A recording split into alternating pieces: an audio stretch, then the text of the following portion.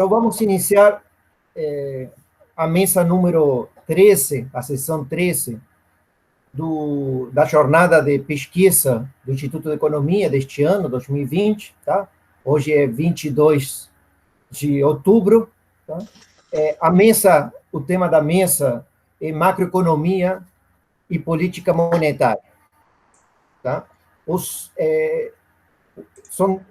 ter a apresentação de 3 trabalhos, tá? O primeiro trabalho será o Juliano Longhi, que faz a apresentação, posteriormente Nicolás Rabanal, e por último André de Melo Modenese. Então, cada um deles fará uma apresentação de seu trabalho de 20 minutos, e a gente fará um pequeno debate de 10 minutos para cada paper.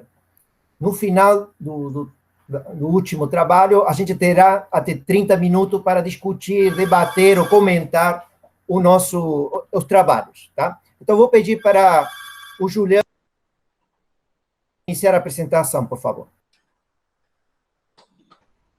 Obrigado, Lixa. Boa tarde para o Lixa, para todo mundo. Obrigado pela oportunidade aí. Se não estiverem me ouvindo ou enxergando direitinho aí, avisa, por favor, porque às vezes a internet não ajuda muito, a gente continua falando, quando veja caiu tem 5 minutos. Juliano, a gente está te ouvindo bem e estamos te vendo bem, sem problema. Perfeito. Deixa eu ver se eu consigo apresentar, então, aqui, colocar o... Compartilhar a apresentação. Então, vai para apresentar agora. Então, esse trabalho já é vindo já do desenvolvimento da tese, né? Depois da qualificação, e aí não é um trabalho pronto ainda, a gente, né, na tese, então a gente vai tentando caminhar, eu estou bastante pensando na parte da metodologia. Esse trabalho, ele tem o método de modelos consistentes de estoques e fluxos, né? Ficou bastante popular para o pessoal, assim, heterodoxo, principalmente como alternativa de modelos macro que, em geral, você vê bastante modelo DSGE para explicação macro, né? E aí, o pessoal gosta de usar esse tipo de modelo Stock Flow, justamente para ter essa alternativa. Eu gostei, particularmente, da parte dos modelos aplicados, porque eles têm, lá no Instituto Levi, lá nos Estados Unidos, que era com o Godley, e aí depois o Zesa levou para frente, e eles têm umas explicações muito interessantes, principalmente ali para a crise financeira de 2008, e ainda mais agora, com recuperação, você tem o pessoal macro ali meio perdido, você tem Chicago, MIT, eles estão tentando umas explicações ali, principalmente para aquele afrouxamento quantitativo, e aí a verdade é que quando você vê os papers assim, o pessoal ainda está meio confuso, né? Então, nossa, como é que a gente tem tanto afrouxamento quantitativo assim, mas a inflação não vem, mas a recuperação também não vem, o que está acontecendo? E aí eu vou tentar mostrar aqui como esse tipo de modelo Stock Flow ele dá uma ideia legal. Para o Brasil, a situação já é bem diferente, e eu acho que outro ponto positivo do modelo é que ele deixa você livre para transformar, para deixar ele com a cara da economia que você quer estudar, né? A situação do Brasil é que teve uma década ali de 2000, 2010, talvez assim, melhor na redemocratização, melhor de recuperação de crescimento e tudo, mas aí logo depois de 2010, agora 2019, 2020, uma década muito ruim, e com uma recessão que vem desde 2015, né? A ideia que até que o Sik-Su passa é de que é uma depressão, ele puxa muita ideia keynesiana para falar assim, olha, a situação é aquela típica de depressão em que está tão difícil, está tão complicado que os agentes não conseguem pensar daqui a 3 meses para frente, então ninguém investe. A economia ela fica completamente parada, e junto com isso ainda a gente tem aquelas ideias vindo no mínimo desde 2015 de saúde fiscal, de finança sadia, aquele negócio todo. O Sixu também passa a ideia, olha, quando você vê a Europa, logo depois da crise financeira de 2008, tem uma recuperação boa, e aí o pessoal fala, não, agora a gente tem que ter sustentabilidade da dívida. E aí essa recuperação, ela acaba. E ele também argumenta, olha, pode ser que a gente tenha sido afetado por esse movimento lá.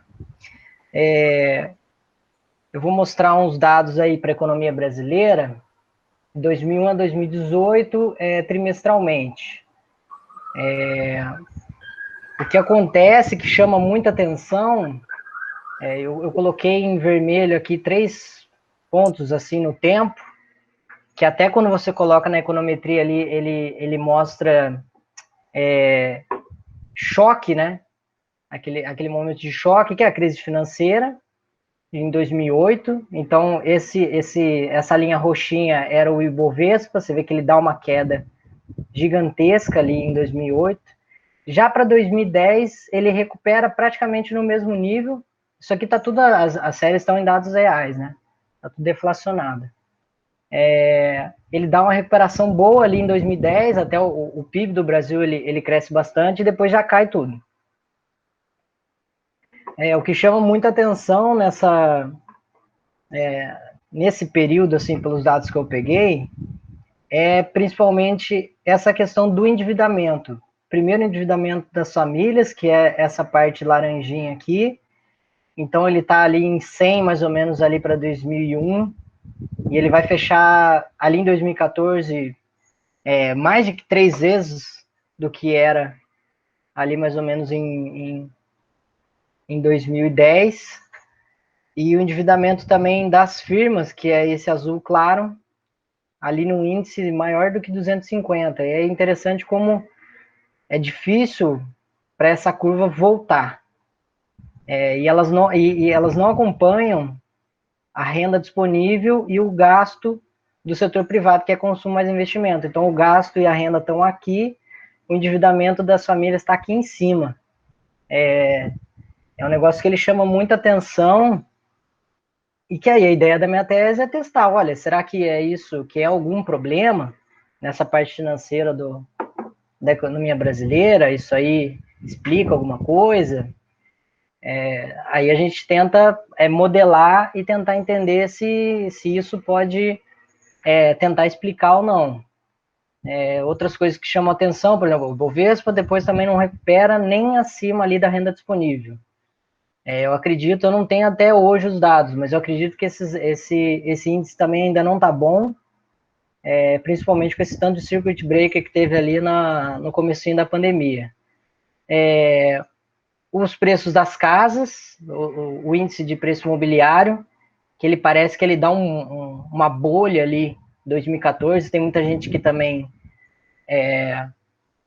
tem essa hipótese de que até 2014 a gente teve uma bolha imobiliária. Eu só tive problema que eu não consegui deixar essa série dos preços aqui para a econometria. Eu só tive esse problema. E a outra linha verde aqui, que ele é o estoque de ativos financeiros, aí você pega assim, você tem a macroeconomia, o setor público, privado e o externo. Então eu quero saber o estoque de ativos financeiros do setor privado. Então eu jogo o setor público externo para o lado direito da equação. E aí isso aqui é uma soma do resultado de dívida líquida do setor público mais o estoque de transações correntes. Só de transações correntes, né? É só uma identidade ali. Esse aí também chama muita atenção ali para 2015, como que ele explode. Então, assim, o governo se endividando muito para poder segurar a crise. Ali no começo, o nome já fala assim que esse modelo aplicado ele tem a ideia dos balanços financeiros. Ele é só a ideia de que os agentes dessa economia, você não pensa muito em ativos físicos, você pensa em todo mundo como unidades financeiras. É uma ideia muito minskiana, né? Então, no fim das contas, a corporação, a firma, a família, ela pensa no que dá o resultado patrimonial líquido dela ao final de cada período. Se está positivo, se está negativo, se está perdendo estoque, está aumentando estoque. A gente parte do PIB ali pela ótica da demanda, é um modelo aberto, com o governo. aí setor privado, setor público e o setor externo ali.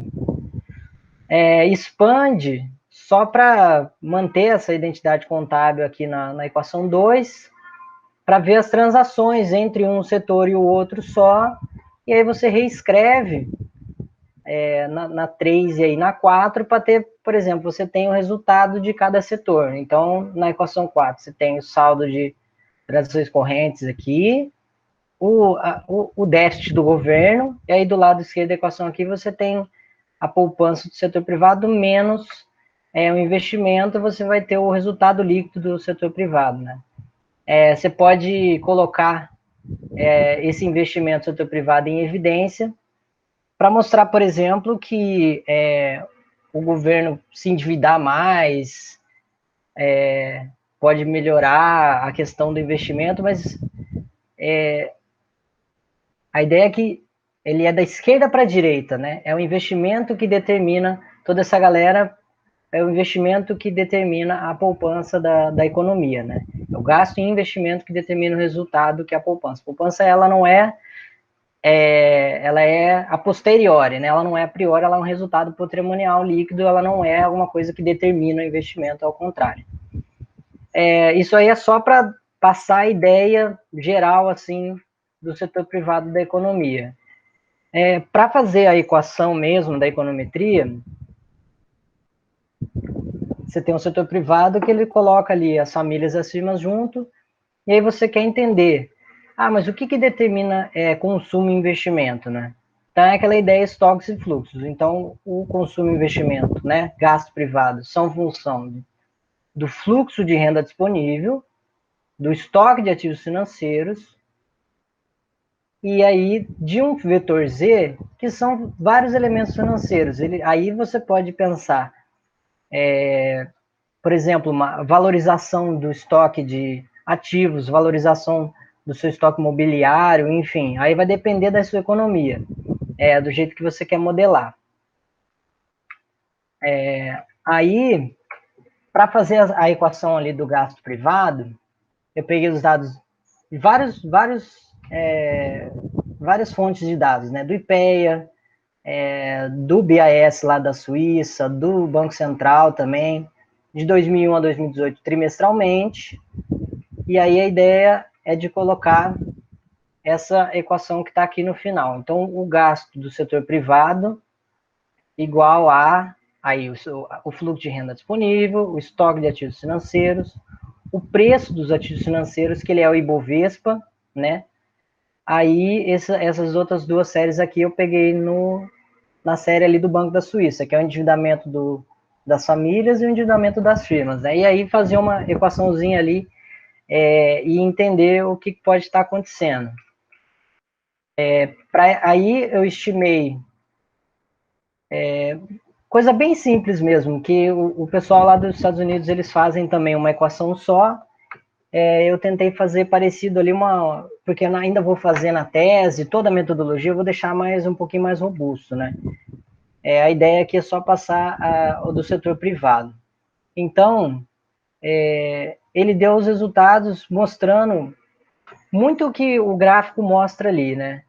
Então, assim, por exemplo, você pega aqui nessa equação, R$ 1, por exemplo, em renda disponível, aumentar o 1 do índice da renda disponível, aumenta 0,63 em consumo e investimento, né?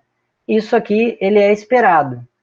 Porém, eu estou pensando também na tese, colocar, porque no sistema de contas nacionais, o Brasil, ele diferencia entre um e outro, renda nacional bruta e renda nacional bruta ajustada. Esse ajustada, ele tem as transferências sociais também. Então, eu estou pensando depois, na tese, comparar esses dois, porque a ajustada tem as transferências e eu acredito que esse efeito aqui é maior. Então, eu posso argumentar que, por exemplo, o programa de transferência social é importante para estimular consumo e investimento. O outro de estoque de ativos financeiros é bem esperado, ele normalmente é perto de zero. Então, não se espera que, por exemplo, eu ter mais ativos vai fazer eu consumir e investir mais. O outro índice aqui do Ibovespa também não mostra um resultado muito grande, ou seja, não é porque o Ibovespa está aumentando que eu vou gastar mais, eu vou investir mais, né? Então, esses dois elementos aqui, eles mostram muito, assim, uma crítica ali à parte da política monetária. Então, se a política monetária, ela quer aumentar juros para, por exemplo, encarecer ali a questão do estoque de ativos, né? Então, eu estou ganhando mais com ativos financeiros, eu fico parado ali e eu gasto. O problema é que quando você coloca ali na econometria, você não vê esse estoque influenciando muito consumo e investimento. Então, a autoridade monetária, ela está tentando uma coisa que provavelmente não vai ter um efeito muito pequeno. Então, tem que aumentar demais juros para diminuir um pouquinho só a inflação. E os outros dois de endividamento mostrando resultado muito baixo, né? E aí a hipótese que eu estou trabalhando é que a forma como esse endividamento foi feito no Brasil. Eu acredito, né, quando você vê, por exemplo, o texto do Biochovsky, lá ele fala, olha, o crédito ele não é o principal, mas ele é muito importante para o Brasil e tal, para você estimular a demanda. Isso é verdade, mas aí parece que a forma como foi estimulado esse crédito, ela favoreceu muito a preferência pela liquidez que o pessoal tem. Então, assim, é muito mais difícil, é muito mais chato, é muito mais complicado você procurar formas de financiamento que elas têm um volume maior, por exemplo, um financiamento imobiliário ou de um carro, é mais difícil você conseguir. Agora, para você conseguir um cartão de crédito e um cheque especial, é muito mais simples. E isso popularizou muito no Brasil. O problema é que você se endividar nisso, a taxa de juros é muito alta, né? Ela é mais de 200% ao ano. Então, esse resultado ali, ele vai muito perto do que o gráfico aqui estava mostrando. Então, o gasto, que é essa linha azul mais escura aqui, e a renda, no índice ali 200, por exemplo, em 2015, mas o endividamento das famílias num índice quase 400 ali, 380, alguma coisa. Endividamento das firmas, mais de 250, 260. Muito acima, né, do que está a renda e o gasto. Então, assim, isso é uma coisa que ela não é muito corriqueiro, não é muito comum acontecer em economias assim, porque em geral você se endivida, vai pagar um pouquinho de juros, mas você se endivida para gastar, né?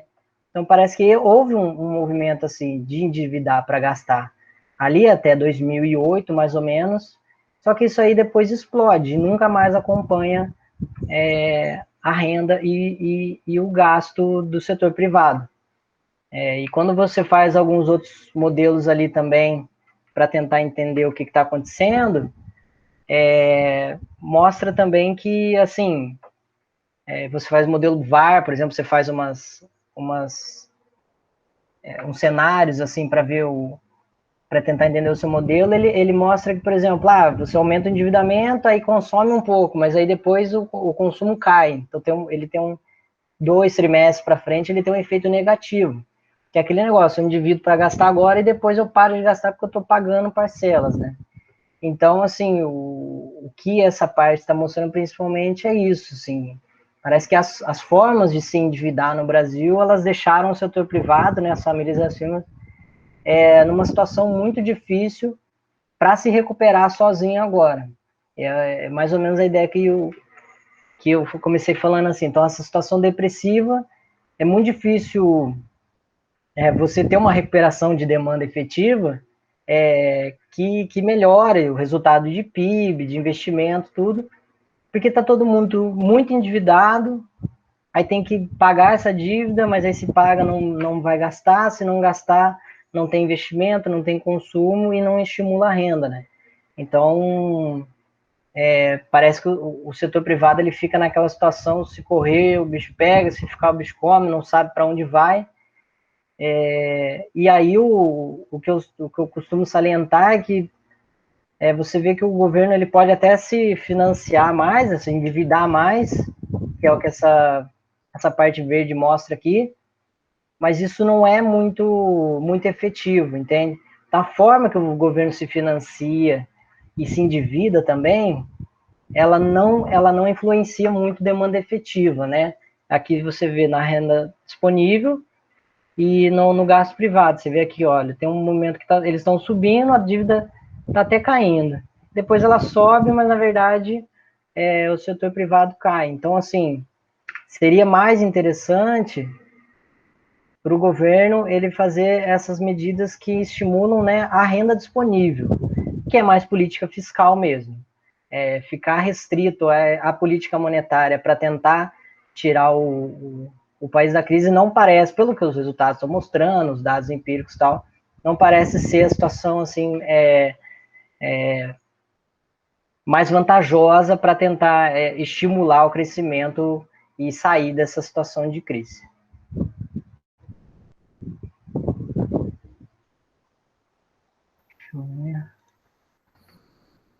Mais ou menos isso.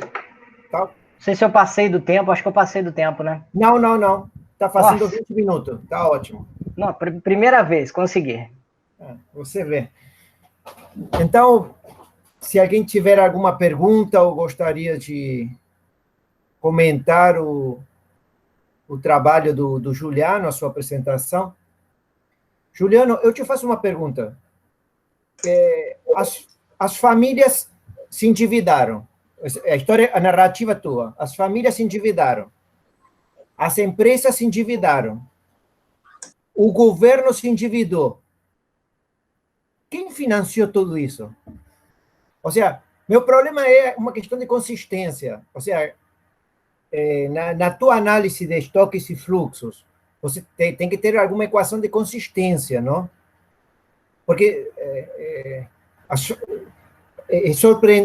o que mais me surpreendeu foi o patamar de endividamento das famílias. Tudo bem, mas as empresas também, e o governo também. Cresceu, a dívida desses três setores cresceu mais que o PIB. Então, a relação dívida de cada um deles está. Quem são os credores, então? Tá, Ulisses, primeiro, a pergunta é muito boa, que já vai em algumas dificuldades, algumas deficiências ali, lógico, que o modelo pode ter. Então, assim, o que o pessoal da MMT vai falar assim, olha, é justamente isso que a gente está tentando falar, é muita dívida, é o governo se endividando pra caramba, de onde que sai esse dinheiro? Justamente, o governo, ele é o monopolista ali de emissão de moeda. Então ele cresce pra caramba a sua dívida e ele não quebra, né? Ele não tem como quebrar consigo mesmo. A noção que o Lerner passava lá na década de 40 é o quê? Não se preocupa com dívida pública porque o governo está endividado com o setor privado. Então, no fundo, isso é uma coisa boa, porque ele vai gerar algum tipo de riqueza e de gasto, né? Então vai gerar demanda efetiva. O que a gente olha nos dados é que não está acontecendo.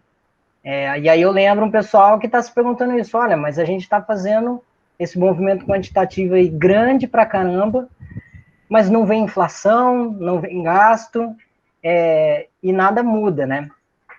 Eu acho que está justamente nessa parte que o modelo tenta falar assim, então tem o elemento financeiro crescendo muita coisa, e a parte da economia mesmo não está conseguindo acompanhar, que é a narrativa que eles colocam ali para a crise financeira dos Estados Unidos. É assim que eles colocam lá no modelo deles.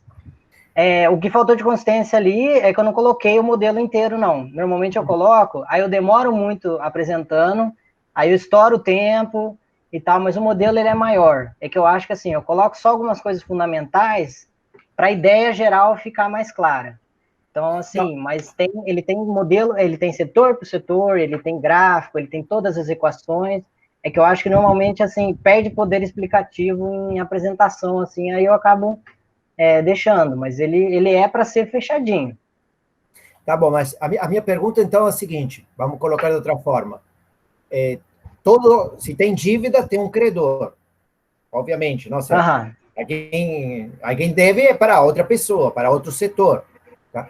Em termos líquidos, então pode ser que a família tenha Tá. emitido dívida e comprado a dívida do governo. Tudo bem. Aham. Então, a família deve dinheiro porque tem dívida, mas, por outro lado, tem ativos que estão nos títulos públicos ou as ações das empresas. Então, em Isso. termos líquidos, quem são, digamos, nesse Quem está período que tendo você resultado analisa, líquido, nesse né? período que você analisa de começo de 2000 até agora, 2019, quem são, em termos de devedores e credores líquidos?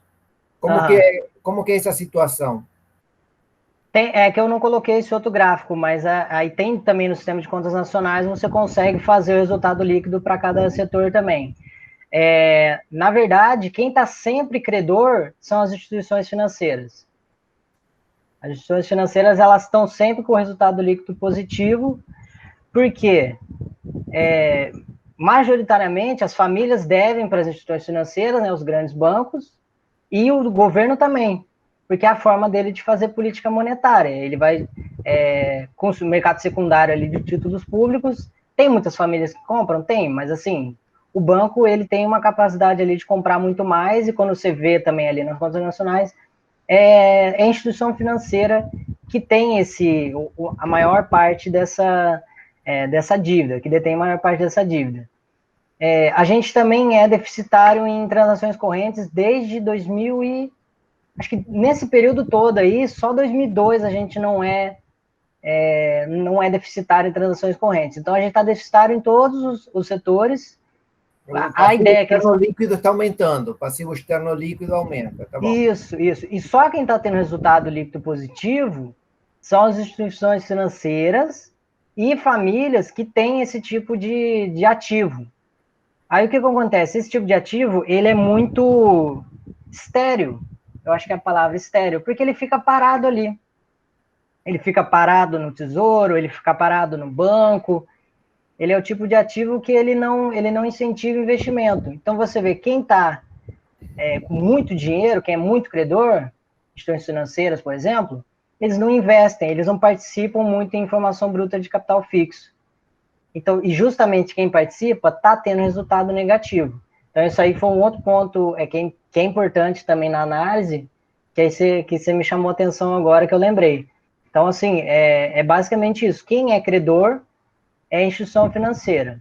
Porém, ela não gasta muito, ela fica com aquele dinheiro ali e aí e ela não investe, entendeu? Ela fica com aqueles ativos, ela fica com aquele estoque de dívida das famílias e do setor público, e esse pessoal endividado ele não gasta mais. A ideia é mais ou menos essa. Tá bom. Oi, Juliano, aqui, Nicolas. Que eu Oi, vou fazer Nicolas. uma perguntinha pequena, porque eu vou apresentar algo ligado à dívida externa, mas não tomo em consideração a dívida interna justamente porque eu acho que o líquido, em termos líquidos, é zero. É assim? É correto? Tipo, se um setor empresta a outro Todo numa modelo economia fechada, contábil tem que fechar zero, é isso. vai fechar zero. Você Porque um deve para o outro, a ideia é que o lixo já passou. O devedor tem um credor e a inconsistência entre estoques e fluxos ela é assim. Então você tem que ficar preocupado justamente em quem está devendo para quem. Então essa é a ideia. Então quando a gente vê, por exemplo, o Brasil ele é muito bom em balanço comercial. O resultado de balanço comercial no Brasil, você pegar dessas 2 décadas aí, ele é muito bom. Mas a balança de serviços e renda não é. E aí, quando você olha para dentro, você vê justamente quem ganha muito dinheiro aqui manda muito dinheiro para fora.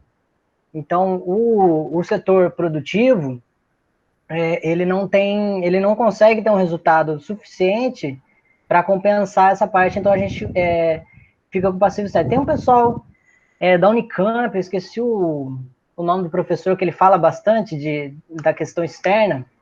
Então, ele fala assim, a gente não é mais devedor internacional, aquela ideia toda assim, mas o nosso passivo externo ele é muito de curto prazo, então isso é uma questão que pode gerar algum problema e tal, mas assim, aí a ideia que eu quero passar na tese, porque tem o setor externo também, é que a gente não tem um setor produtivo diversificado suficientemente para ter uma elasticidade de renda da demanda do exterior alta, para a gente gerar um resultado de balanço comercial que compensasse esse déficit em transações correntes. E isso pode ser que gere um problema lá na frente. Hoje em dia a gente tem muito dólar, né, estoque de dólar, para compensar eventuais problemas assim, mas pode ser que às vezes uma crise muito forte gere algum problema também de dívida externa. A gente não sabe, que é o problema que, por exemplo, que a Argentina tem muito, possa acontecer aqui. Juliano, o André tem uma pergunta. André, por favor.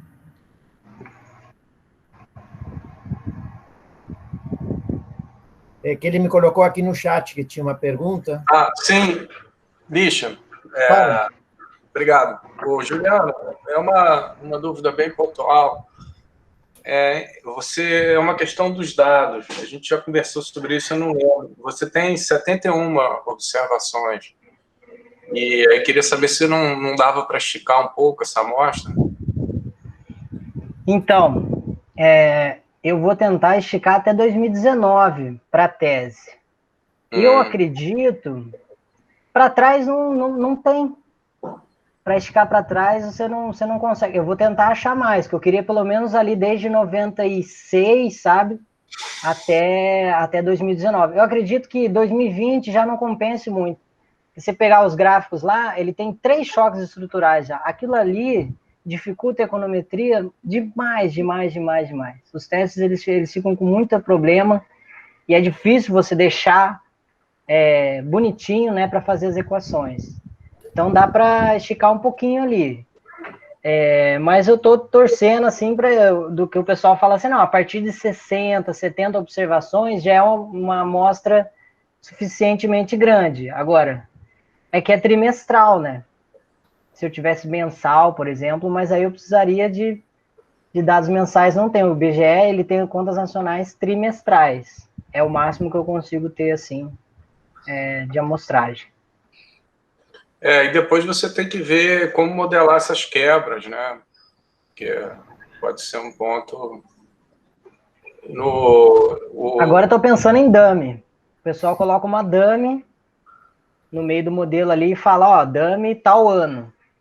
E aí o efeito do choque vai para aquela dummy e ele deixa seria assim, deixa o modelo sem viés. Aí você teria 3 ou 4 dummies, pelo menos olhando. No mínimo 3 dummies de quebra estrutural. Tá bom, obrigado. Obrigado, Juliano. Então, depois a gente pode voltar no final do terceiro paper a discutir alguns outros pontos, tá? Vamos ótimo. passar então para o Nicolás, vai fazer a sua apresentação, por favor. Tá ótimo, vou compartilhar o trabalho. Ok. Eu não tenho câmera, mas se minha comunicação corta, me avisam também. Ok, te avisamos. Tá vendo? Não, você não conseguiu ainda compartilhar. Agora sim. Ok. Tá.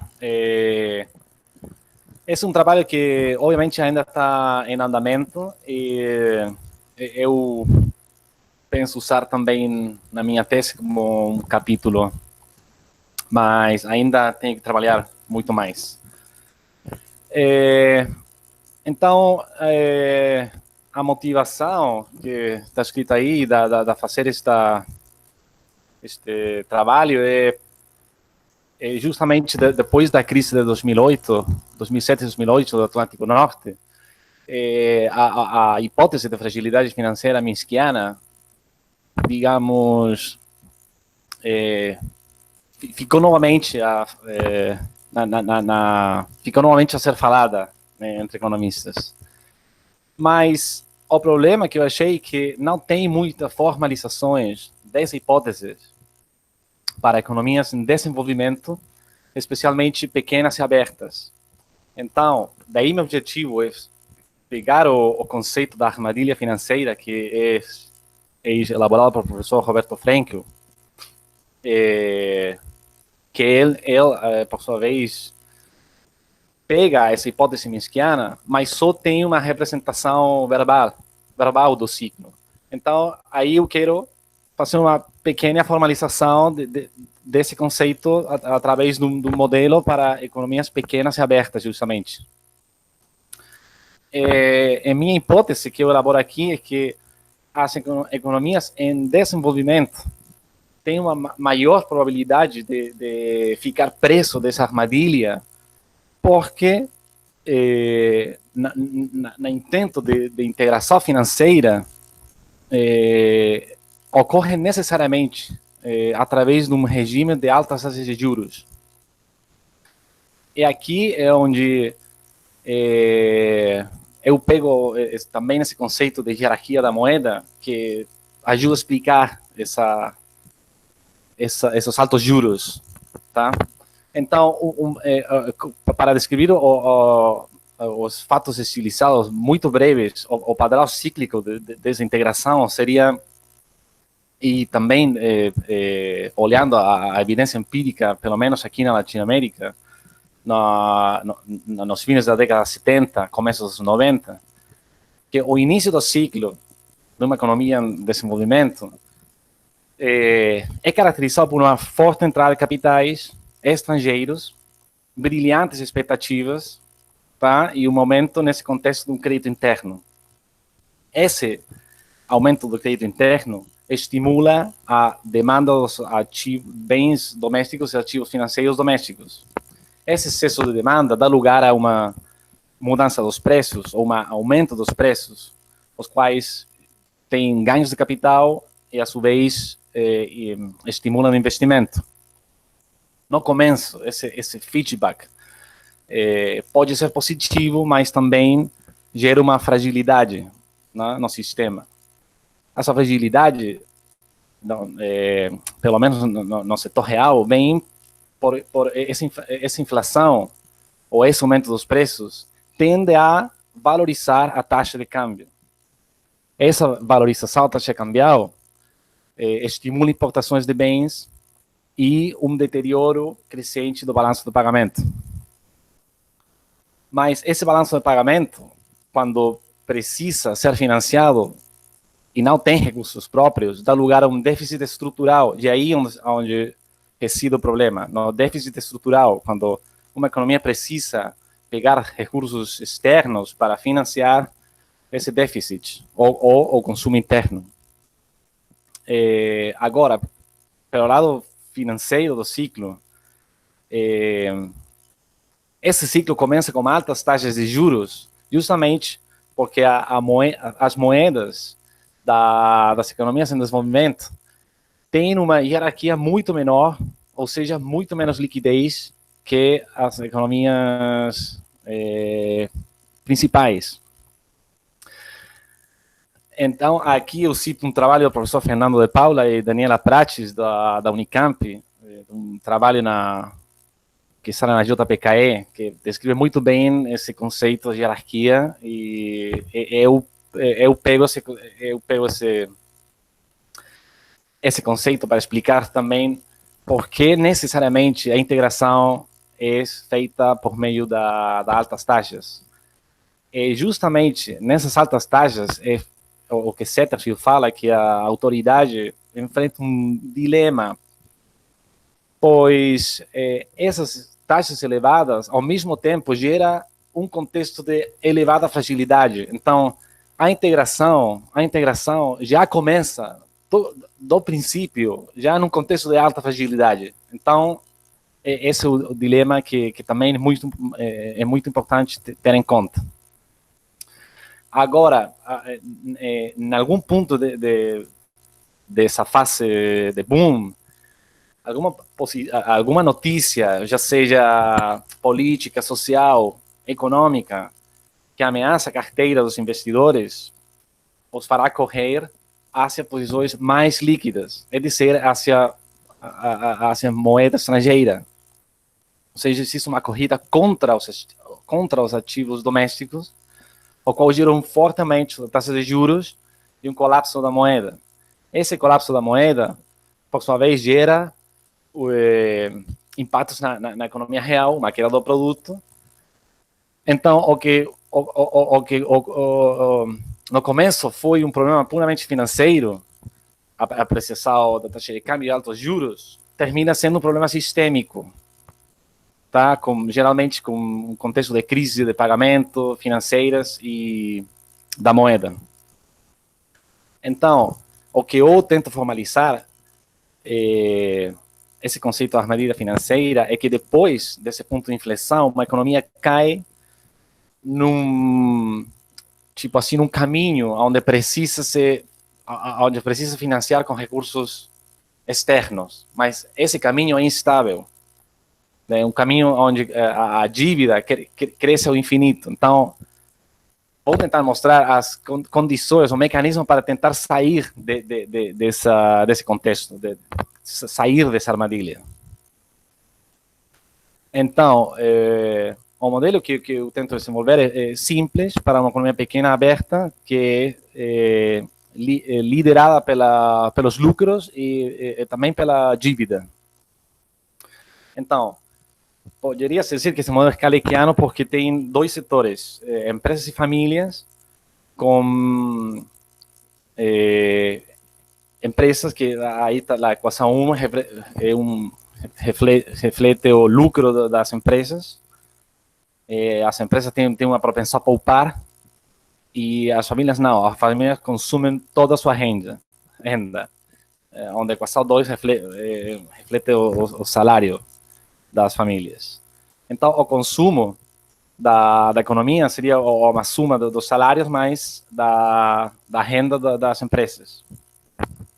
Agora, a equação 4 pode-se pensar como uma identidade entre a poupança interna e despoupança externa. É uma identidade contábil que vai ser muito útil para explicar depois a armadilha no gráfico. E o investimento pode ser pensado como uma soma das recursos internos mais recursos externos. A equação 5. Tipo, é uma representação da financiamento do investimento. Agora, essa expressão 5, eu quero expressá-la em termos de unidade de capital, então eu aqui faço uma aclaração das expressões anteriores, mas em termos por unidade de capital. Então, a expressão 5 fica agora como a expressão 6. Agora, um breve parêntese, só para mostrar o relacionamento entre taxa de juros e fluxo de dívida, eu faço uma breve estática comparativa, diferenciando a estoque de dívida a respeito ao capital e mostrando que a relação é positiva. Então, basicamente, para olhar o papel da autoridade monetária nesta regulação da fluxo de dívida, aumenta a taxa de juros, aumenta o fluxo de dívida e vice-versa, cai a taxa de juros e a fluxo de dívida vai tender a cair numa economia aberta. E aqui, a expressão 8, muito importante também, que é minha representação do movimento da taxa de câmbio, que depende do spread entre a taxa internacional e a taxa doméstica, mais uma função que depende do risco do país e as expectativas de devaluação da moeda. Então, essa é uma expressão muito importante. E esse dobluzinho que representa também a abertura da conta de capitais. Eu vou assumir que é positiva, mas não é infinito. Infinito seria uma abertura total da conta de capitais, mas eu vou assumir que existem certas regulações. Não é infinito, mas é positiva. Agora, as soluções da estrutura anterior está expressada na equação 11. Essa é uma solução geral que vai me ajudar a estudar a estabilidade do sistema e a solução, a equação 12 representa um equilíbrio, a solução particular da equação 11 e isso é equilíbrio do estoque de dívida a respeito do estoque de capital. Agora, a equação 3, só escrevi aí para mostrar que vou pegar essa equação para fazer os gráficos posteriormente. Vai me facilitar a graficar estas soluções. Então, este quadro é muito importante, porque grafica o ciclo da economia. O anterior vai depender do comportamento da taxa de acumulação de capital, que é G, tá? E a posição relativa que G tem em função aos lucros respeito a poupança respeito aos lucros e a taxa de juros e a função do risco. Então, temos 3 cenários, mas 6 caminhos possíveis que a economia pode tomar. Então, nos termos do modelo, eu defino uma armadilha financeira é quando uma economia começa a dar um caminho tal que o limite desse estoque de dívida a respeito ao estoque de capital tende a infinito. Ou seja, precisa de recursos externos por sempre, o qual é inadmissível, é um contexto inestável. Mas essa é a minha definição nos termos do modelo da armadilha. Agora, no contexto do crescimento neutro ou zero, essas curvas representam a tal, é uma curva que representa a poupança a respeito aos lucros, e a curva delta, a curva de dívida. Então, se a curva dos recursos próprios supera a curva de dívida, a economia vai recorrer um caminho que vai levar ela a um equilíbrio estável. Neste caso, um equilíbrio zero, mas pelo menos arriba a um equilíbrio estável. Agora, se a curva de dívida é maior a curva dos recursos internos, a economia vai ser inestável e vai transitar esse caminho de armadilha financeira. Tá? Aqui, esse caminho está representado pela área cinza e no gráfico da direita pela curva 2. Está um equilíbrio instável. Agora, num contexto de crescimento, de boom, de taxa de acumulação de capital positiva, este é um cenário ideal. Aqui, o equilíbrio estável do estoque da dívida é negativo.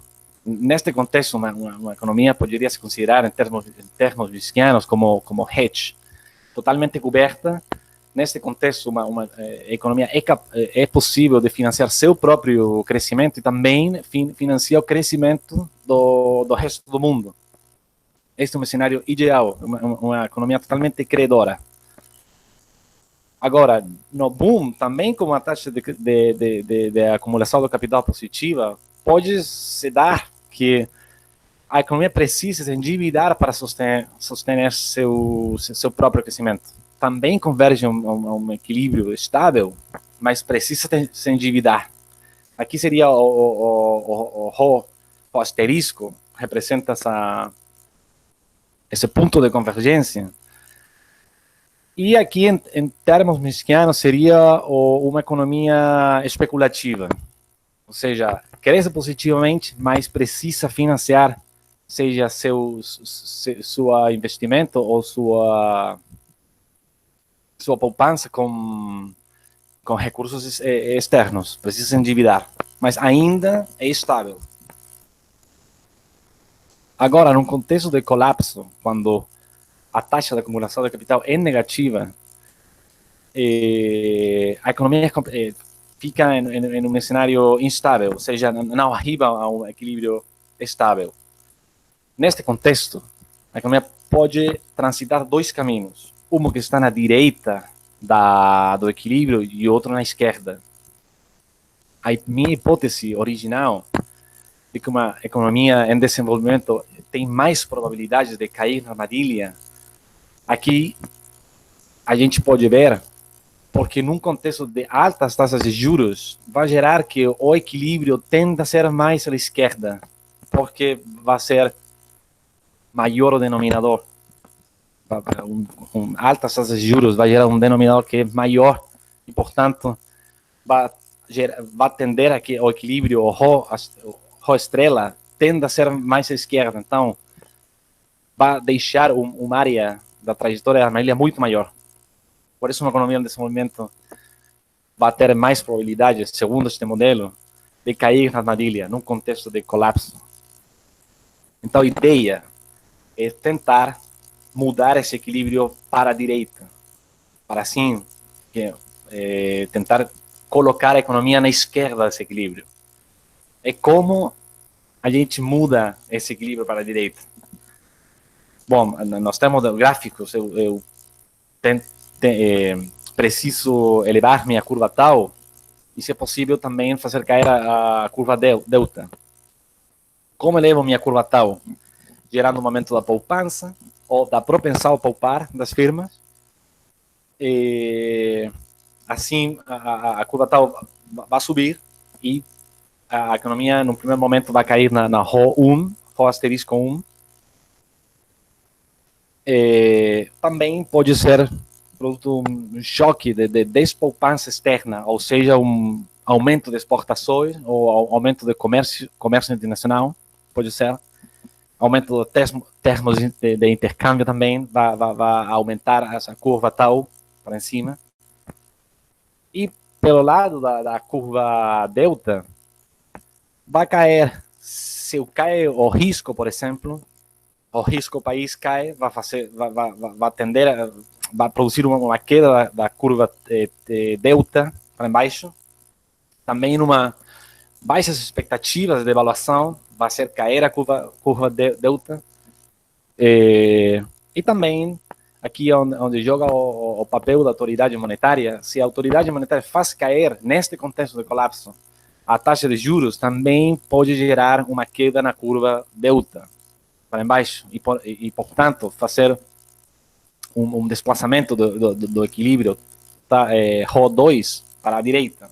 Agora, essa queda na taxa de juros vai ter um custo pequeno, que para que essa queda na taxa de juros não tenha um impacto adicional na desvalorização da moeda, a autoridade precisa fazer maiores controles na conta de capital. Aqui vai ter custo, falo em termos matemáticos, porque esse doblezinha que é um reflexo da conta de capital, vai gerar com que esse desplazamento da Rho 2 não seja muito simples fazer da direita, vai gerar resistência, mas isso, a autoridade vai precisar fazer cair a taxa de juros, mas com controles na conta de capital. Então, isso é basicamente as medidas que pode tomar a autoridade ou o comércio internacional para desplaçar o equilíbrio na direita. Agora, então, como comentários finais, em meu intento de formalizar essa armadilha, é evidente que as economias estão expostas a ciclos, estão fortemente influenciados pela entrada e saída de capitais, mas em sua tentativa por se integrar aos mercados, essa integração se dá através da altas taxas de juros, o qual dá pé a entradas instáveis de capital. Então, no meu modelo, a armadilha é um reflexo dessa diferença entre as curvas de dívida e recursos internos. Ou, em outras palavras, é um reflexo da desajustamento das posições financeiras e comerciais desta economia, das economias em desenvolvimento, por sua tentativa de se integrar ao mundo. Esse desajustamento faz com que as economias facilmente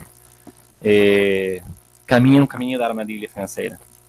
Então, aqui eu acho que, obviamente, a solução não é se isolar do mundo, mas gerar as condições para uma integração com juros baixos, baixo risco e baixa volatilidade da moeda, que tem que ver muito com essa escala da hierarquia. Então, isso é basicamente. Ok, Nicolás. Como deixa de compartilhar? Então. Não sei se alguém quer fazer alguma pergunta, algum comentário para o Nicolás. Aberto ao feedback. Sim. Nicolás, o seguinte, já que estou com a palavra, então a tua ideia de armadilha, a tua ideia do Frenkel, não? É que, basicamente, Isso. Você entra nessa armadilha financeira, se a relação dívida externa PIB explode, isso é a história, não é assim? Então, Exatamente. Então, você analisa as condições em que essa relação dívida-PIB, dívida externa PIB explode. Só que você não falou nada sobre o regime cambial. Você está falando, porque os ajustes vão ser diferentes, os ajustes, como, será, o Munder Fleming falava lá nos anos 60, o enfoque monetário balanço de pagamento nos anos 70, os modelos da nova economia aberta nos anos 90, sei lá. Todos eles falam que existe uma dinâmica diferente se você está com câmbio fixo flutuante. Como que você coloca o problema do regime cambial no teu modelo? Tá? Como que funciona o regime cambial? Eu tentei expressar esse regime de câmbios de administração, como se chama? Flotação suja, que não gosto dessa flotação suja, tá, câmbio administrado, não? Flotação suja. Isso, mas regime administrado. Essa equação 8, acho que era 8, que sim. refletia essa mudança na taxa de câmbio, que dependia do spread, das taxas internacional e doméstica, mais essa função do risco. Essa minha... Existe um ajuste financeiro, não, via arbitragem de juros. No fundo, está falando de uma espécie de paridade de juros, não? Aquela condição de arbitragem, não? Isso, como a taxa de juros exógena, assim, tipo, administrada pela autoridade monetária. E o câmbio administrado, não? Ou seja, o câmbio, então, estamos mais perto do câmbio fixo que do câmbio flutuante, digamos. É um modelo... Acho que termo meio. Isso, não. Porque, digamos, se o câmbio é fixo, então, e você tiver, por alguma razão, uma valorização da tua moeda e você começa a ter déficit em conta corrente, que é a tua história, obviamente que isso não vai se corrigir.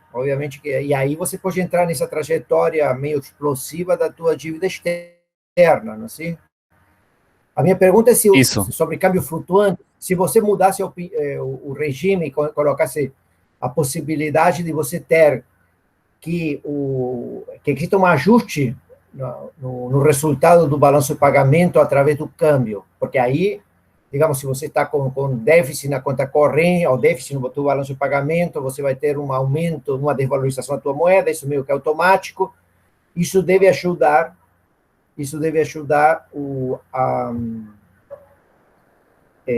a estabilizar, a você não entrar numa trajetória explosiva, ou em alguma das trajetórias explosivas que você está tentando descrever, não? Então, essa é uma primeira pergunta sobre câmbio, se você não pensou sobre se tiver um câmbio mais flutuante, que ajuste mais. Bom, a minha segunda pergunta é sobre o risco, o prêmio de risco que aparece nessa equação 8. Eu não me lembro da equação, nunca vi teu modelo, então passou muito rápido na minha frente, não consigo não entendo. Decorar todo ele, mas esse risco é exógeno no teu modelo, não é assim? Esse risco é exógeno, no sentido de que não está dependendo da dívida, tá? Não, a minha pergunta é, você poderia colocar no teu modelo alguns mecanismos estabilizadores para a tua dívida externa, ou seja, se você endogeniza o risco, se você torna o câmbio flutuante, sei lá. A minha pergunta é se os teus resultados mudam dramaticamente ou não. Ou a pergunta. Você já pensou sobre isso? Isso.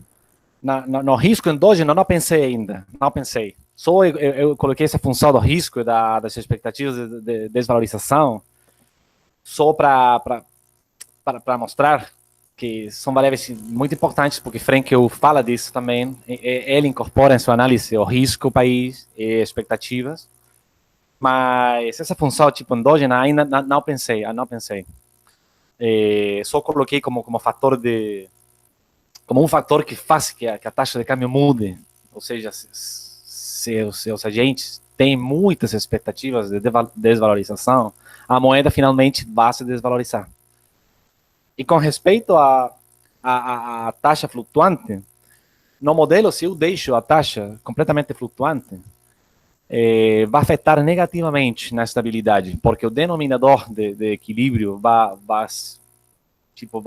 aumentar muito, e o equilíbrio, esse Rho, estrela, vai virar para a esquerda, o qual vai deixar que uma economia tenha muito mais probabilidades de cair na armadilha, que é para a direita do equilíbrio. E isso, sei lá, se uma economia se endivida em moeda externa, um colapso cambial, obviamente vai ter impacto em essa estoque de dívida valorizada em moeda doméstica.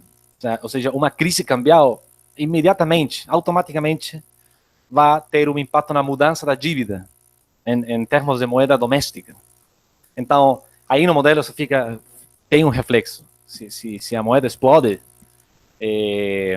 o equilíbrio vai para a esquerda e a economia vai ter muitas mais probabilidades de cair na direita. Então, por isso, eu escrevo aí que existe uma pequena administração da taxa de câmbio. A autoridade se deixa a taxa cambial muito livre, não é positivo. Sobretudo numa economia que pega recursos externos. Esses são. Por isso eu gosto do conceito também da autoridade monetária controla a taxa de juros. Essa taxa de juros exógena, para mim, é importante.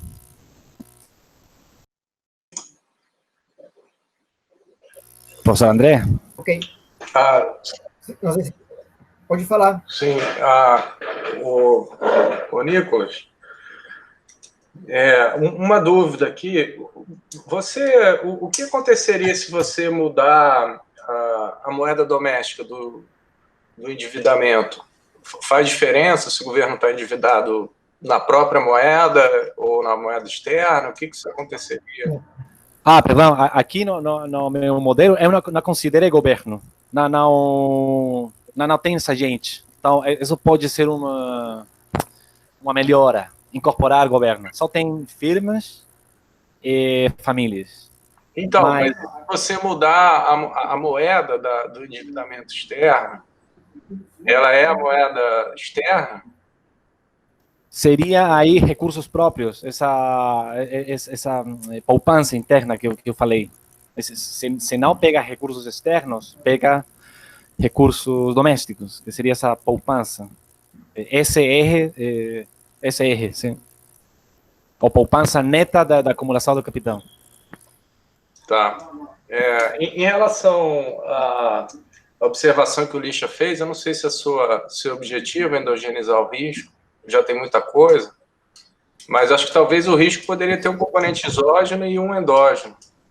Sei lá, dois componentes de risco, né? Acho que ficaria melhor modelado. Mas sim, preciso aí pensar mais isso, porque a função ao risco eu agreguei agora, nesses dias. Mas faz sentido, porque, sei lá, o artigo original do Frenkel, ele fala muito disso, sobre que o risco país e as expectativas de avaliação são importantes aqui, pelo menos nesse contexto latino-americano.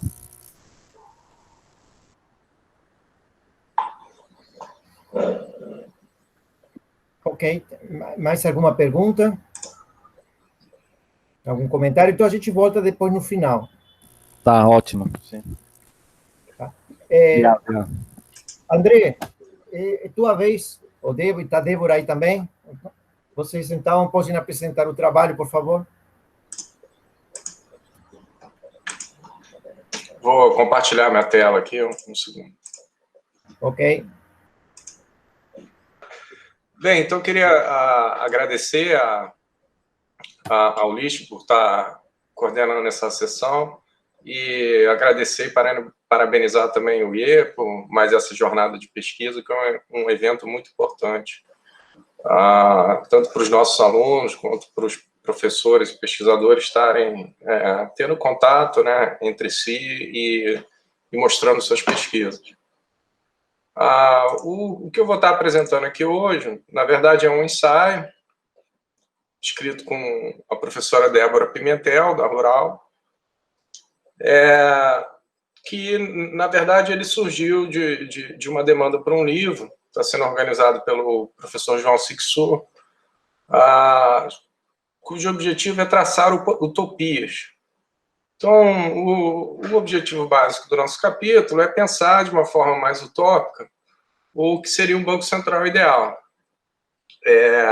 Estou querendo dizer utópico no sentido de tentar ficar o menos preso possível a certos,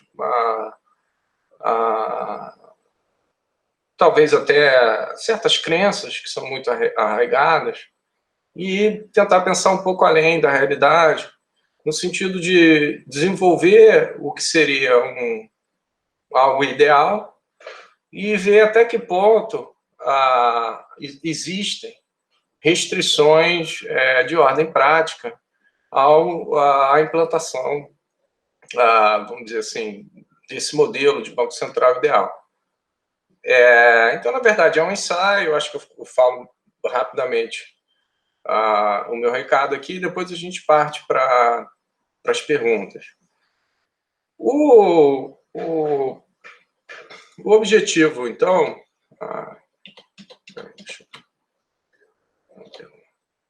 Aqui. Então, a motivação básica é uma ideia que mal bem permeia aqui, de uma forma geral, o debate macro. O próprio Juliano falou na crise de 2008, que é essa ideia de que tem algo errado, tem alguma coisa que não está indo bem.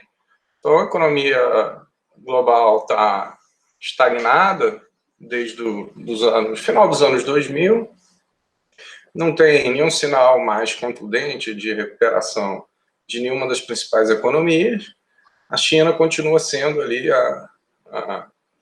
o que garante um pouco de crescimento ainda. De uma forma mais geral, a ideia é que você tem uma dificuldade muito grande das políticas neoliberais em entregar aquilo que foi prometido. Então, basicamente, você tem uma situação de piora do bem-estar social, de uma forma geral, e a ideia é que a restrição ao uso da política econômica como um todo, ela não entregou os resultados prometidos. Então, a ideia básica é que você tem um foco no combate à inflação, que limita muito o uso da política monetária. Você tem uma visão, o que você pode chamar de austericismo fiscal, ou de uma preocupação exacerbada com o lado fiscal. Portanto, a política fiscal aqui no Brasil está totalmente obstacularizada. Você não tem liberdade para exercer gasto discricionário. A liberalização financeira, que restringiu muito a regulação e acabou resultando na crise do subprime norte-americano. E a ideia de que a política industrial, que já vinha sendo demonizada há um tempo, e o planejamento econômico mais ainda, são demonizados, né, por essa crença cega numa suposta eficiência alocativa e distributiva de você ter um mercado mais desregulado. Então, na verdade, você tem uma espécie de aprisionamento das principais políticas econômicas. Então, a política fiscal, monetária e financeira está engessada, você não pode fazer planejamento nem política industrial. Então, a ideia é que a política ortodoxa ela tem uma capacidade de resolver a situação que a gente está muito limitada. Eu acho que pouca gente acredita que o segredo, a receita, é fazer mais do mesmo, ou intensificar aquilo que já vinha sendo feito. Nesse sentido, existe uma revisão da teoria econômica, particularmente a macro aqui, que nos interessa mais, e que, portanto, a gente tem um desafio de repensar a nossa teoria para conseguir ferramentas de intervenção mais efetivas. Então, como eu falei, esse aqui é um exercício quase que de elucubração, mas eu acho que a importância é você ter uma meta, algo que seria ideal, e ver em que limite, até mesmo para identificar as barreiras, em que limite essa proposta aqui pode ser implementada. Eu vou fazer uma apresentação rápida do texto. Ele está disponível como um texto para discussão do IE. Então, vocês podem ter a oportunidade de ler com mais calma o artigo através do TD que está na página do Instituto. Existe uma influência aqui do ponto de vista teórico de Keynes e de pós-keynesianos. Quem estiver atento vai ver que também tem uma pitada de MMT e uma visão estruturalista da inflação do Sunkel e do Rangel, fundamentalmente.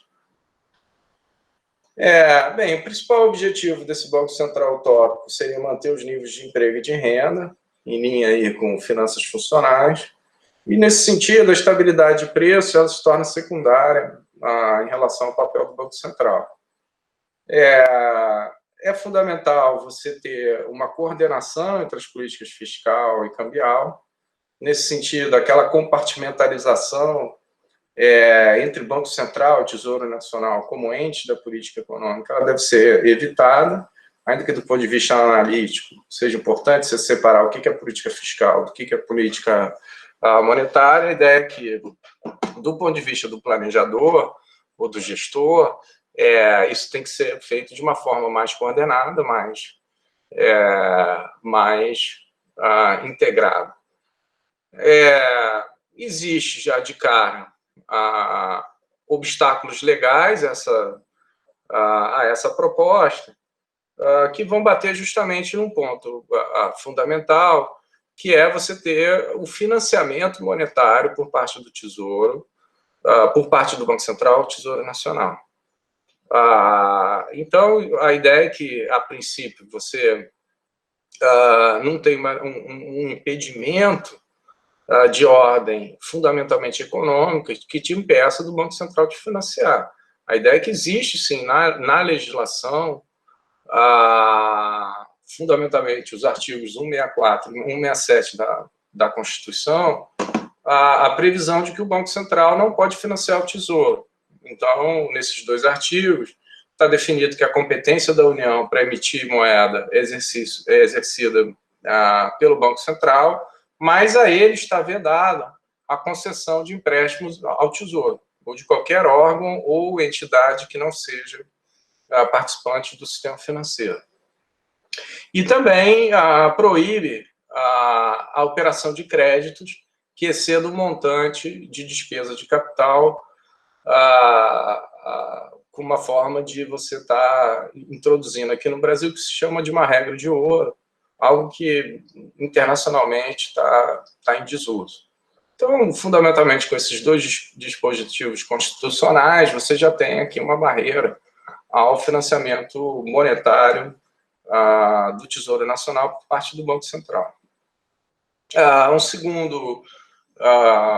Uma segunda ordem de impedimento legal é a Lei de Responsabilidade Fiscal, que proíbe aos entes federados a realização de despesa acima das metas previstas, né, de superávit primário.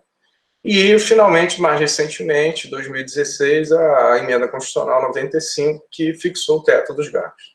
Então, a ideia é que esses elementos tornam-se, fazem com que a política fiscal, ela legalmente está sendo impedida de ser conduzida de uma forma mais minimamente discricionária.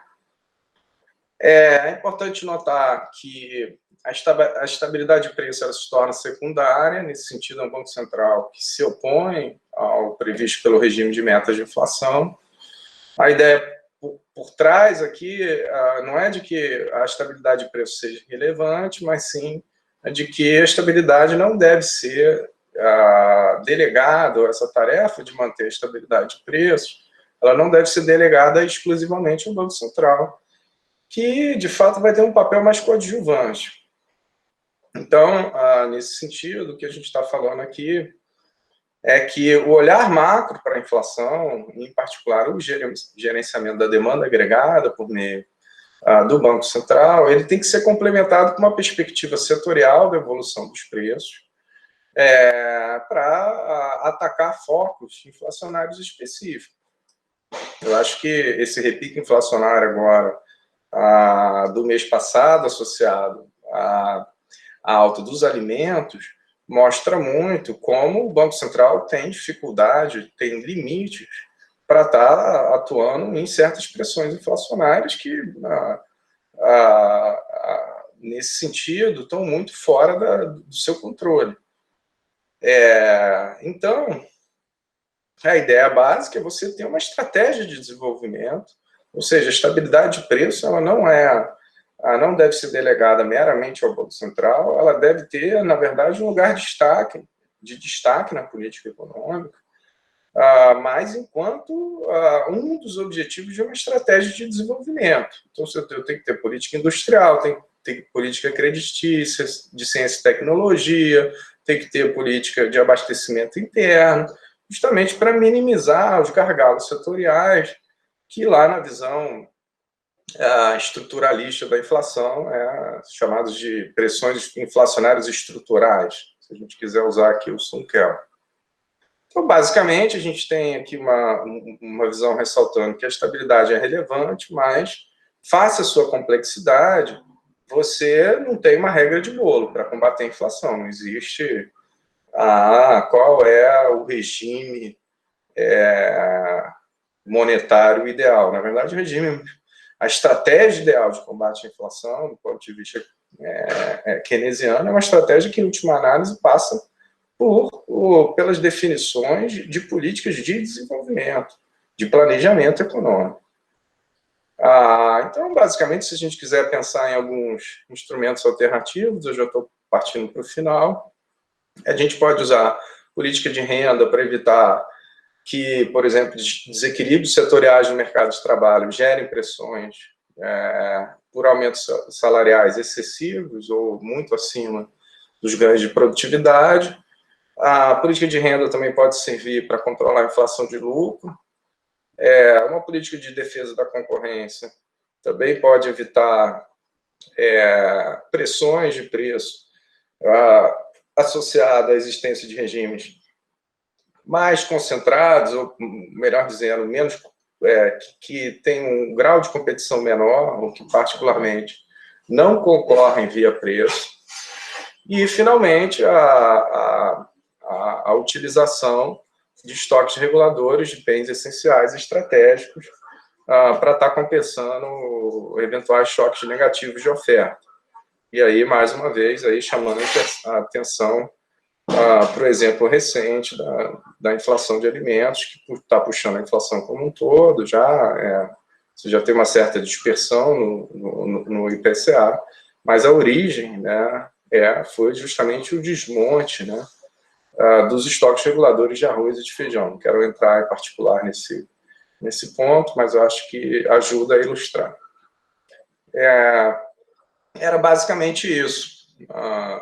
Finalmente, o manejo do juro de longo prazo também. A ideia é que o Banco Central, esse seria um dos elementos da chamada política não convencional, muito entre aspas, que já foi praticado,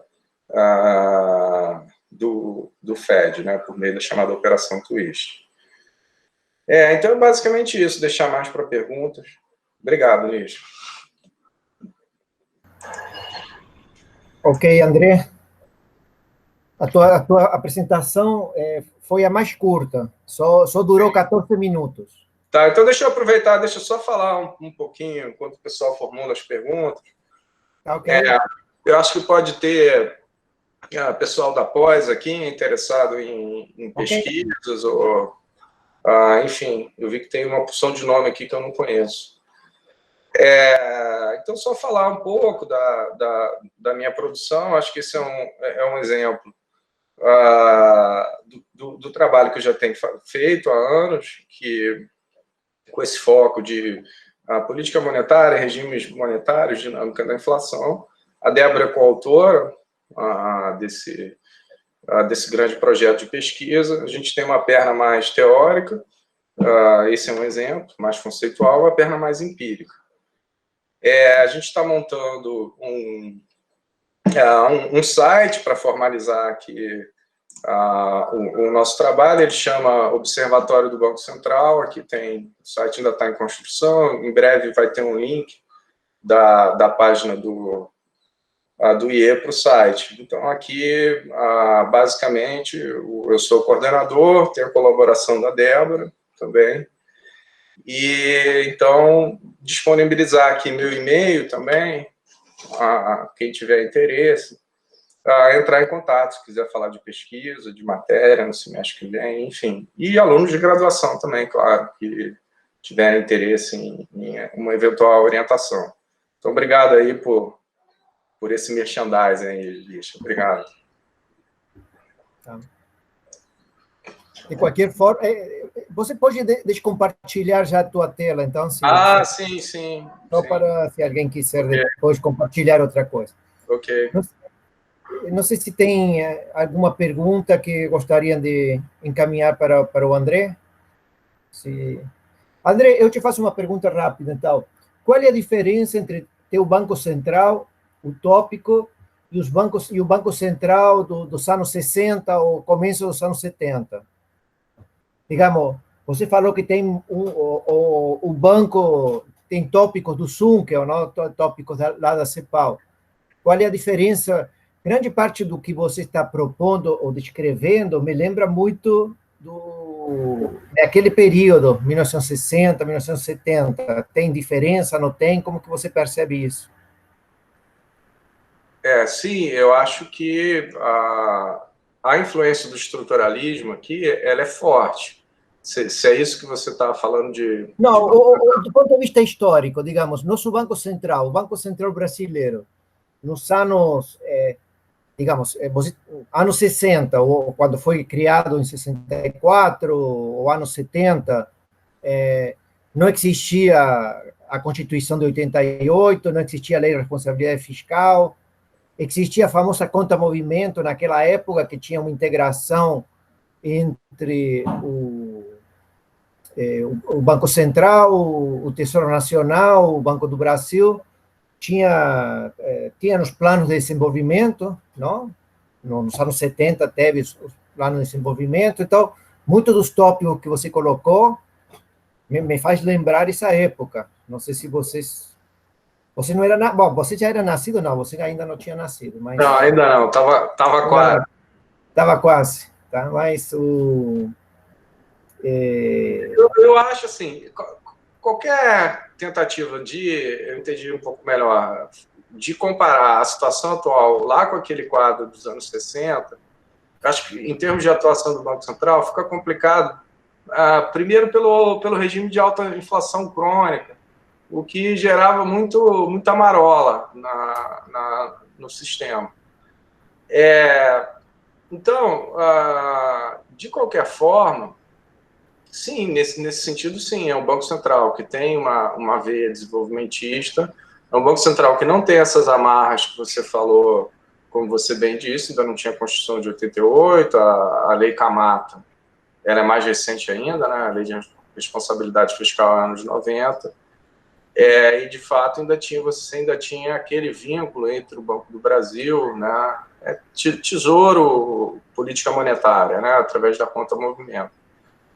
Então, nesse sentido, é parecido, mas eu não conheço tão bem a experiência histórica dos bancos centrais desse período para te falar em termos de prática, do que teria de diferente em relação àquilo, ou o que teria de aproximação com o que a gente está levantando aqui. Mas o seu ponto é importante, porque realmente é uma retomada de velhos temas aqui. Eu acho que você tem toda a razão. Não sei se foi esse o seu sentimento, mas sim, a busca do planejamento, a busca de uma visão mais complexa da inflação, e nesse sentido, sim, uma reaproximação.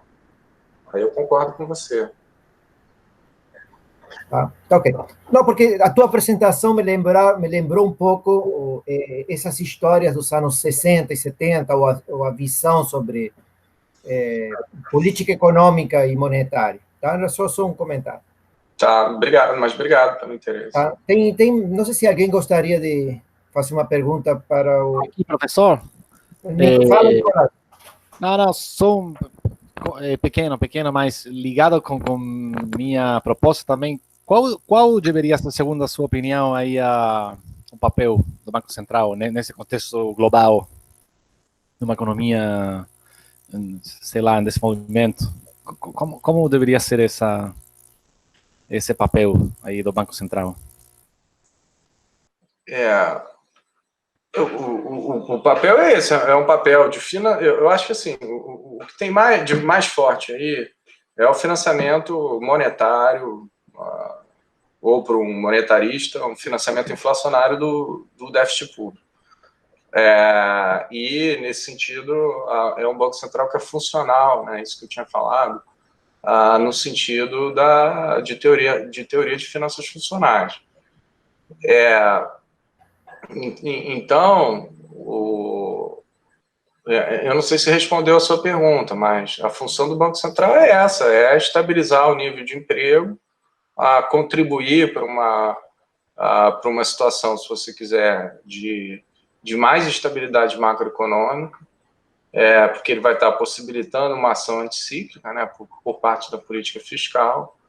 E eu acho assim que o mais interessante aqui é ver em termos de crítica, né? Existe uma crença muito forte de que, por exemplo, particularmente no momento atual, a economia brasileira, o principal problema é o excesso de gasto, ou o excesso de endividamento, e o Licht deve se recordar que o período que ele remontou, os anos 60, vai culminar com o período da dívida externa dos anos 80, mas era um contexto muito diferente. Além da questão da alta inflação crônica, ali nos anos 80 a gente tinha um endividamento que era em moeda externa, que é totalmente diferente do que a gente tem hoje. A parcela da dívida doméstica detida por não residentes é menos de 10% do total. Então, assim, eu acho que você usa o conceito de hierarquia de moeda. Eu acho que a grande questão primeiro, né, para a implementação desse Banco Central, você discutir em que medida um Banco Central que emite uma moeda que está na base da hierarquia tem condição, tem plena liberdade, quais são as restrições que incidiriam sobre esse Banco Central. Na verdade, o caminho a principal fonte de crítica, se você quiser, à implementação da MMT em uma economia periférica como a brasileira. Então, a ideia é que o nosso caso seria diferente do caso americano, que está no topo da pirâmide, e por aí afora. Tá. Então, eu acho que é por aí, não sei se responde a sua questão. Isso, tá, sim, em geral sim, mas eu fazia referência aos fluxos internacionais de capital, baixa hierarquia, etc. Não, olha, aí o ideal é você ter um controle do fluxo cambial, fluxo de capital. Tá, assim, tipo uma conta de capital com controles, não deixar que entre muito, mas tampouco deixar que salgam, tá, ok. Sim, controle. Aí pode discutir se é na entrada, né? Em geral é melhor não deixar entrar, né? Que aí você evita esse ciclo, né? Acho que tem a ver no seu, Claro. porque você mata o ciclo na origem, né? Então você evita o endividamento externo. André, na tua proposta, você não falam sobre estabilidade financeira, relação entre o Banco Central e os bancos, ou relação entre o Banco Central e o papel dos ativos financeiros. Só fala de controlar os juros longos, não? Que foi tua última frase, não, na tua apresentação. Ou seja, mas tem o Banco Central, além de ter esse papel de estimular a demanda agregada, garantir um nível de emprego, tem que também cuidar da estabilidade financeira, ou seja, de ter bancos que não fiquem insolventes, por exemplo, como aconteceu em 2008. Como é que tem um capítulo sobre isso? Sim, sim. A estabilidade financeira foi bom você ter perguntado, porque aqui eu não cheguei a mencionar. Não. Mas a estabilidade financeira continua sendo, vamos dizer assim, uma tarefa que o Banco Central tem que procurar, assim como a estabilização do câmbio, como o Nicolas levantou. Então, esses dois objetivos, eles continuam sendo objetivos do Banco Central, né, de estar olhando para a regulação financeira, e também você ter uma política cambial, né, que seja conduzida também de uma forma articulada com a política fiscal e monetária. Então, sim, essa pergunta é importante, porque o Banco Central continua zelando pela estabilidade financeira. Tá bom. Só para completar um pouco, assim, eu não sei se tem gente interessado, né, nessa linha de pesquisa. Então, uma primeira crítica a essa questão de você estar falando isso para uma economia que está na base da hierarquia de moedas. Eu não ignoro essa questão, eu sei que é uma questão relevante, que merece debate. E segundo também, eu particularmente acho que é o calcanhar de Aquiles dessa proposta. E também, o que eu acho relativamente mais fácil, porque a própria experiência internacional já mostra, é que nem toda emissão monetária, ainda que brutal, gera inflação. Então, no fundo, a condenação ao uso mais ativo da política fiscal está muito associada a essa visão monetarista da inflação, de que, no limite, essa visão, inclusive, a experiência histórica que tem para dar suporte empírico são as hiperinflações da Europa, que são casos totalmente atípicos, né, de crise social, particularmente o caso da Alemanha, que foi o caso que foi mais bem estudado, né, a estabilização lá do marco alemão, por meio do Rentenmark. Então, eu acho que assim, a crítica a essa visão monetarista da inflação, de que você não pode gastar, porque senão vai gerar uma hiperinflação, é mais fácil. O que eu acho mais difícil é essa questão de quem está na base da hierarquia da moeda. Que aí, realmente, eu acho que pode ter restrições, e aí você pode ter uma restrição, vamos dizer assim, ao crescimento, que seja uma restrição material, que seja antes da restrição doméstica, vamos dizer assim. Porque no limite, né, você está falando de MMT, a restrição que existe, a produção, a expansão da produção, ela é física, né, dado pelo estoque, se você quiser, de capital, trabalho e tecnologia. Mas a ideia é que se você tem uma economia que está na base, cuja moeda está na base da pirâmide, aí a ideia é que essa restrição possa se fazer ativa, vamos dizer assim, mais cedo. Enfim, eu acho que essa é um bom caminho para se investigar, quem tem interesse.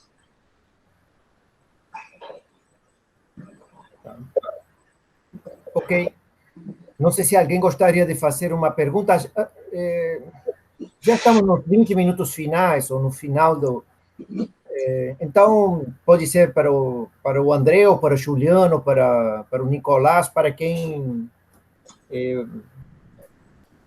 quiser fazer alguma pergunta. Não sei se tem comentário. Ou Juliano, Nicolás, fazer comentários finais, alguns comentários adicionais, se quiserem. Eu não tenho mais. Por mim está tudo bem. Ok, Juliano, você gostaria de... Não, eu acho que é legal a questão da ideia do Banco Central ali que o André colocou e a influência estruturalista, que nem vocês dois colocaram, né? A CEPAL ali ainda ela tem um canalzinho de vídeo no YouTube, ela faz bastante coisa assim para continuar divulgando essa visão estruturalista, e eles têm vídeo também falando sobre o Prebisch, né? Eles falam, olha, a questão ali da deterioração do sistema de troca, ela continua sendo verdade. Então, se aquilo continua sendo verdade, a visão ali também, ela tem muito mérito ainda.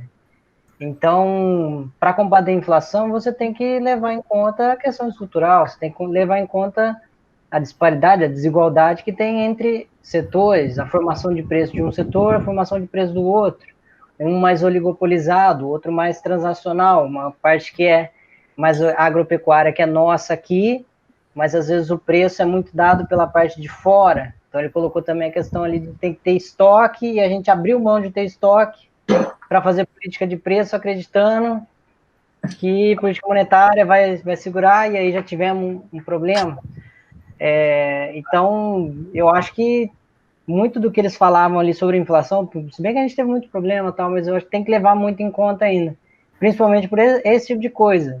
A gente vê coisa que o Prebisch falava que era verdade ainda. Então, e o que o André ali falou, essa parte quantitativa assim que aconteceu lá fora, aqui no Brasil também está acontecendo, pelo menos desde 2015, quando você olha. E não bateu a inflação. Foi bater a inflação agora porque a forma de combater também deu uma mudada. E aí eu queria saber do André assim, se tem espaço ainda para o pessoal ouvir um pouco desse debate. Que nem o Lixa falou, com Constituição, com lei de responsabilidade, com teto de gasto, com Ministério da Economia que é mais liberal, enfim. Será que o pessoal está um pouquinho aberto ainda a esse debate ou a gente fica um pouquinho pessimista ainda? Bem, eu acho que tem bastante coisa que você comentou. Deixa eu pegar logo para o final. Em relação ao debate, eu sei que eu estou na ponta ingrata aqui, né? Eu estou aqui para receber pedrada. Existe um grande consenso, né? Se você quiser uma verdadeira convenção de que tudo isso que eu estou falando aqui vai gerar uma receita desastrosa. Então, acho que o debate é difícil, mas eu lembro que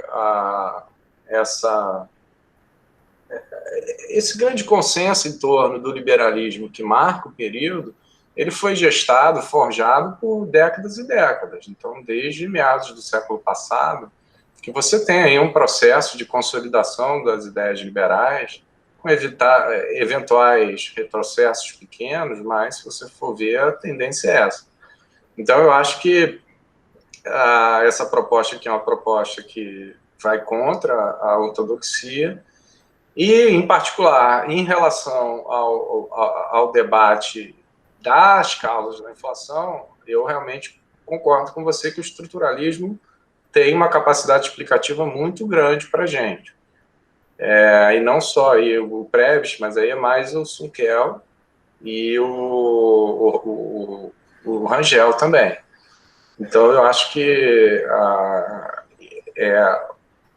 o estudo uma abordagem da inflação estruturalista, eu acho que ela é bem, bem atual, bastante aplicável ao caso brasileiro. Tá. Ok. Alguém gostaria de fazer algum comentário adicional? Fechar a mesa? Eu estou satisfeito, Luiz. Tá, então, eu agradeço, não? André, Juliano, Nicolás, tá? Pela apresentação, pela oportunidade aqui de conversar.